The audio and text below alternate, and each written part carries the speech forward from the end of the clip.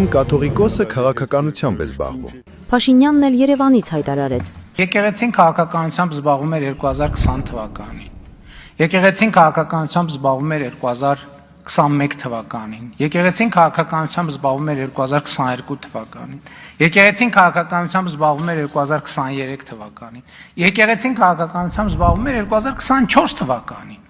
Հետո Փաշազադեն ավելի ագրեսիվ դարձավ, երբ ամենայն հայոց կաթողիկոսը Ժնևում ու Բեռնում եկեղեցիների համաշխարհային խորհրդի հանդիպումներին ներկայացրեց Արցախից բռնի տեղահանված մեր հայրենակիցների Արցախում հայկական հոգևոր, մշակութային եւ պատմական ժառանգության խնդիրները։ Փաշազադեն ծանր էր տարել այդ փաստը եւ եկեղեցիների համաշխարհային խորհրդի գլխավոր քարտուղար Ջերի Փիլեին բողոքել էր, թե Ադրբեջանի տարածքի վրա Արցախ անունով վարչական միավոր չկա։ Կոչ էր արել եկեղեցիների համաշխարհային խորհրդին չաջակցել հայ եկեղեցու իբր սադրիչ ռևանշիստական քարոզչությանը։ Պատահական զուգադիպություն էր Փաշազադեի ու Փաշինյանի համաժամանակյա գրոհը Գարեգին II-ի դեմ։ Ով է օրինակ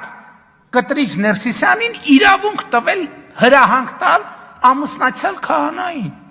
Կտրիչ Ներսիսյանը պետքա հեռանա, ես ամբիոնից ասել եմ, տարբերակ չկա։ Մենք կգնանք ամենաանցնցում ճանապարհով, բայց պետքա գնա, տարբերակ չունի, պետքա գնա։